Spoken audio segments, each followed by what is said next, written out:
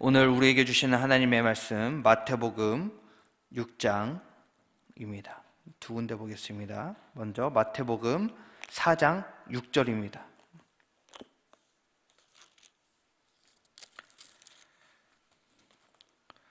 마태복음 4장 6절, 제가 보는 성경으로 신약 4쪽에 있습니다.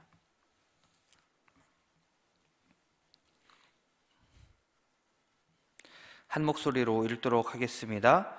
예수께서 대답하여 이르시되 기록되었으되 이르되 내가 만일 하나님의 아들이어든 뛰어내리라. 기록되었으되 그가 너를 위하여 그의 사자들을 명하시리니 그들이 손으로 너를 받들어 발이 돌에 부딪히지 않게 하리로다 하였느니라. 아멘. 한 군데 더 보겠습니다. 시편 91편 11절과 12절입니다.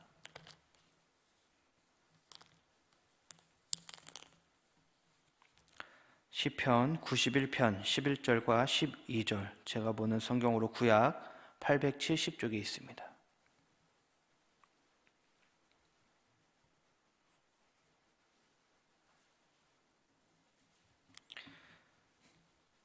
우리 한 목소리로 읽도록 하겠습니다.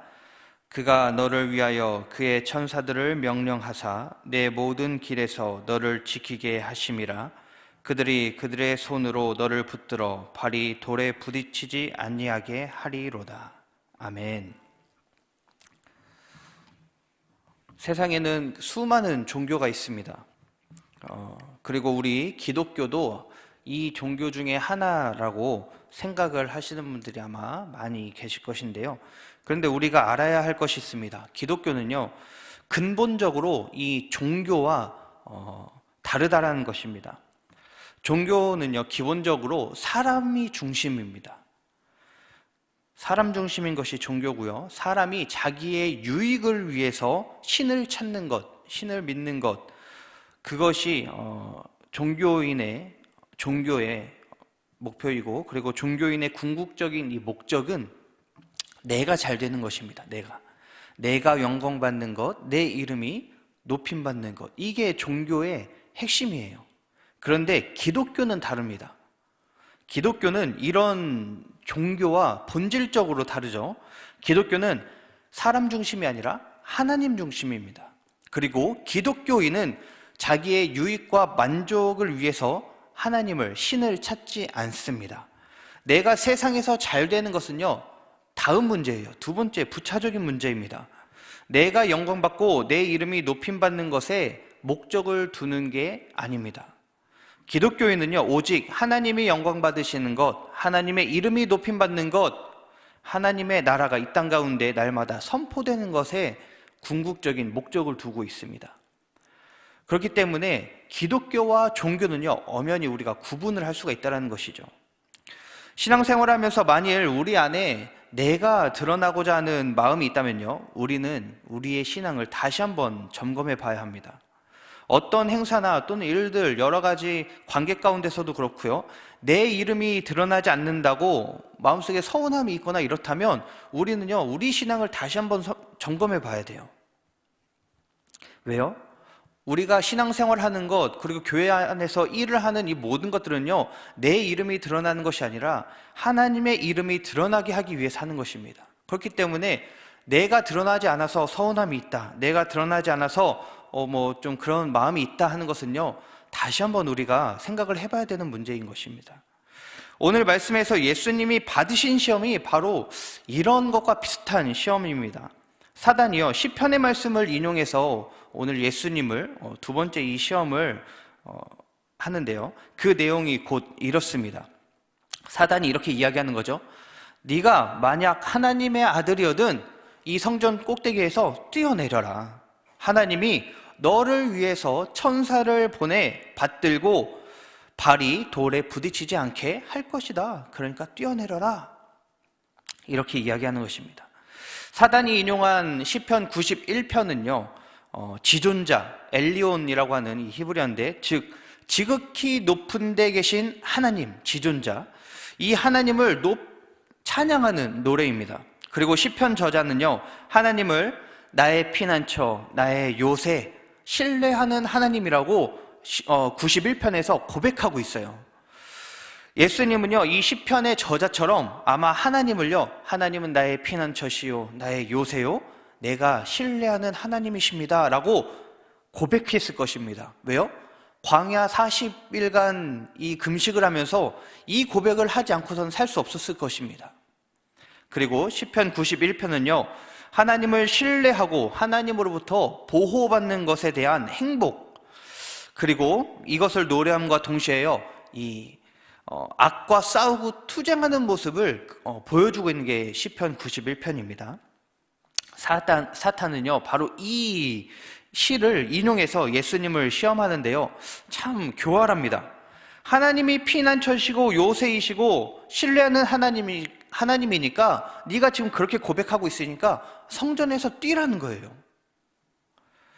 내가 정말 하나님의 아들이면 하나님이 너의 피난처시고 요새 되실 것이다. 그것을 네가 신뢰하지 않느냐? 그러니까 뛰어라. 더 나아가서 천사가 와서 너에게 수종 들고 너는 전혀 다치지 않으며 세상 사람들에게 네가 진짜 메시아임을 선보이는 이런 기적을 보이는 게 아니냐, 네가 하나님의 아들인 것을 입증하는 게 아니냐, 뛰어내려라. 이게 사단이 예수님께 하는 시험의 내용입니다.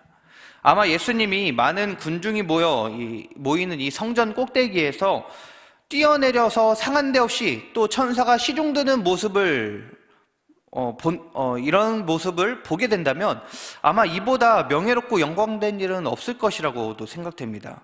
그만큼 자신이 메시아임을 공개적으로 선포할 수 있는 그런 시간이라는 것이죠. 아마 그런 모습을 사람들은 원했을지도 모릅니다. 앞서 종교와 기독교의 차이를 말씀드린 것처럼요, 사람들은요, 메시아의 오심을 어떻게 생각했을까요?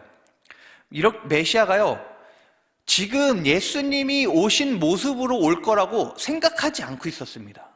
종교적인 사람들은요, 행위 중심적이기 때문에 예수님이 어떤 커다란 기적을 일으키면서 어떤 놀라운 모습을 일으키면서 올 거라고 생각을 했을 것입니다. 그래서 이 철옹성 같은 이 로마를 부시면서 우리를 구원하실 것이다, 이렇게 생각을 하고 있던 것이 바로 종교인들이었습니다. 바리새인들, 서기관들을 비롯한 이 종교인들이 그렇게 생각을 하고 있었던 것이죠. 그런데 예수님은 어떻게 오셨습니까? 기적을 일으키시면서 이 로마를 때려 부시면서 이 땅 가운데 오시지 않았습니다. 기적을 행하지 않으셨죠. 기적은 진리가 아닙니다. 예수님은 그저 낮고 낮은 모습으로 오셨습니다.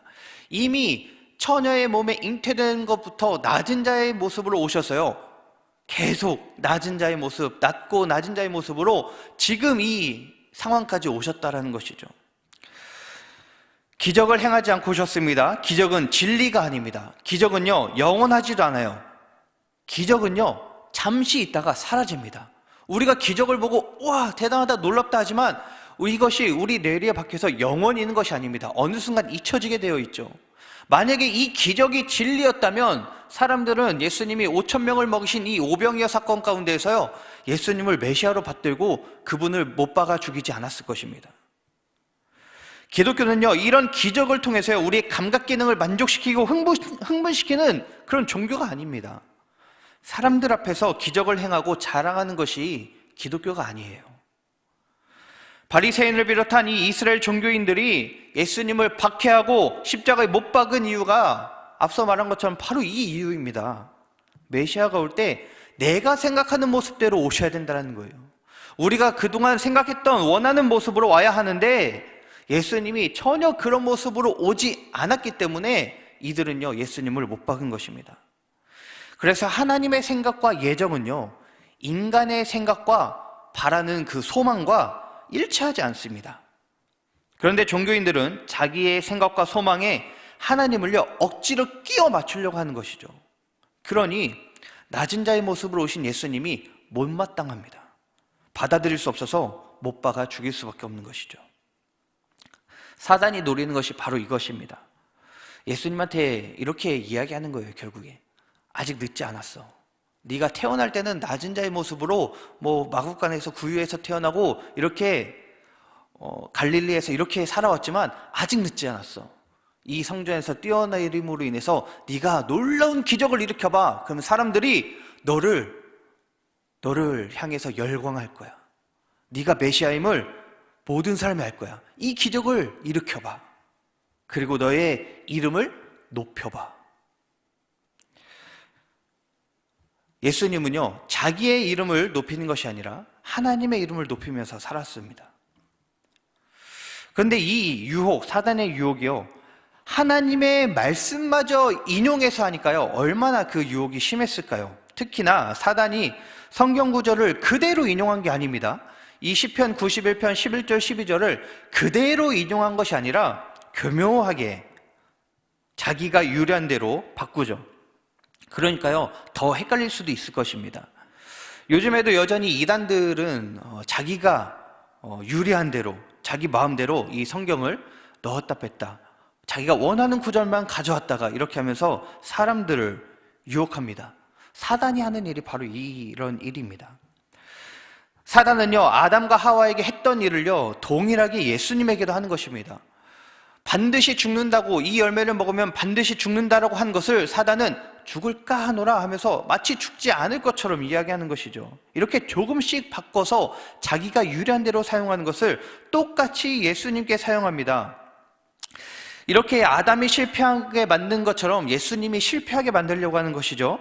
시편 9장 11절을 한번 다시 읽어보겠습니다. 시편 91장 11절, 시편 91편 11절 우리 함께 읽어보겠습니다. 그가 너를 위하여 그의 천사들을 명령하사 내 모든 길에서 너를 지키게 하심이라. 아멘. 여기에서 사단이 무엇을 뺐을까요? 12절은 다 들어갔습니다. 그런데 11절에서 한 부분을 뺐습니다. 바로 후반부, 내 모든 길에서 너를 지키시리라. 마태복음 4장 6절에서 이 부분을 뺐습니다.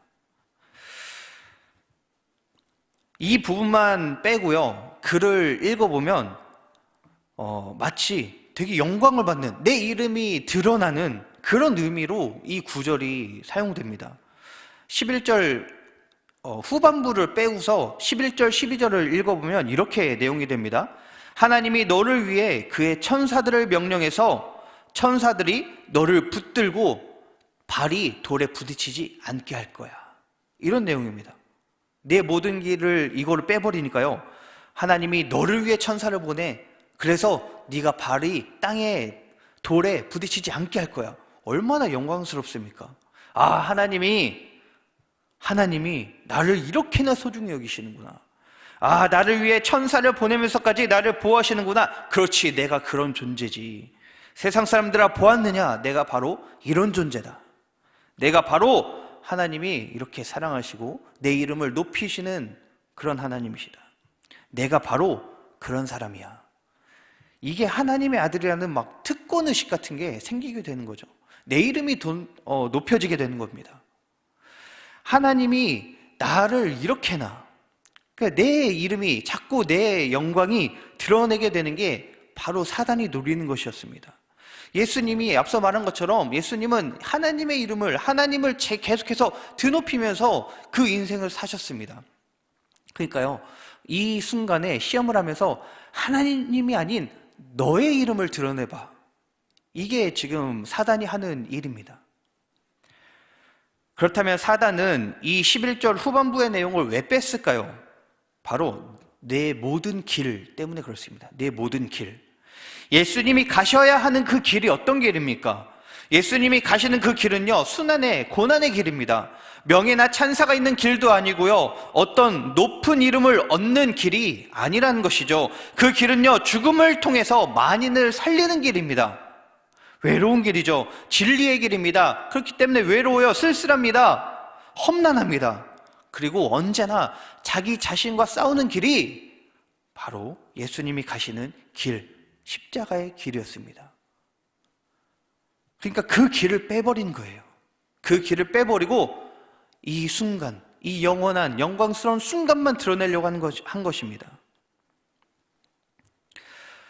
그 길을 만약에 언급했더라면, 그 길을 생각나게 했더라면, 예수님이 만약에 유혹에 넘어가려고 하더라도 그 길이 순간 생각나서 아마 다시 정신이 번뜩하지 않았을까요? 왜요?